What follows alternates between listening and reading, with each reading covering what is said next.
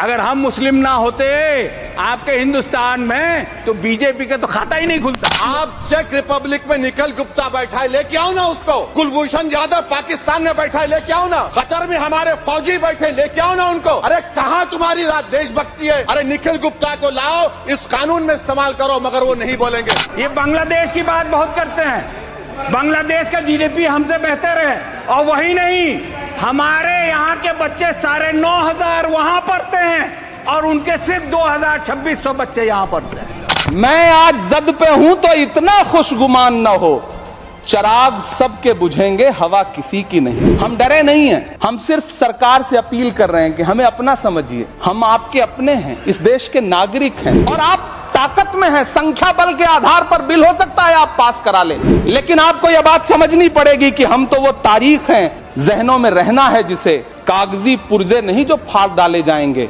जिस जमीन पर मैं खड़ा हूं ये मेरी पहचान है। आप आंधी हैं तो क्या मुझको उड़ा ले जाएंगे?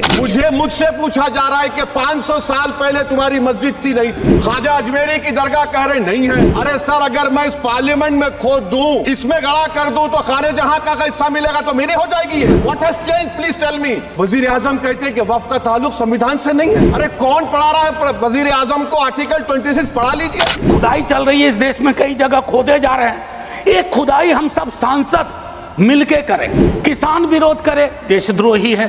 विद्यार्थी विरोध करें, नौकरी के लिए नौकरी मांग रहे हैं आपसे, और कुछ तो नौकरी भी नहीं मांग रहे हैं, परीक्षा समय पर कराने की मांग कर रहे हैं। आप कह रहे हो अराजक है, नक्सल है। 14 का चुनाव, 19 का चुनाव, 24 का चुनाव, जवाहरलाल नेहरू नहीं आ रहे हैं, विपक्ष आ रहा है, कांग्रेस आ रही है। 100 साल आप चुनाव जीतेंगे, लेकिन नेहरू को फिर भी वहां खड़ा पाएंगे। मंदिर बना दिए, हमने ये बना दिए, आप अपनी पीठ थपथपाते रहे। मोदी जी की गारंटी है करके जब उन्होंने कहा तो आप सभी ने तालियां बजाए, बेंच को बजा बजा कर अपने हाथ दुखा दिए। मैं आपसे एक सवाल करना चाहता हूं, आंकड़े आपके ही है, आपने एग्जामिनेशन सिस्टम को तो क्लियर कर दिया है, नौकरियां कितनी है ये बताइए। हाईली क्वालिफाइड बच्चे आज क्लर्क की, चपरासी की नौकरी के लिए अप्लाई कर रहे हैं कि आज पढ़े लिखे बच्चों की हालत ऐसी हो गई है कि पढ़ो फारसी और बेचो तेल, ये हालत हो गई है।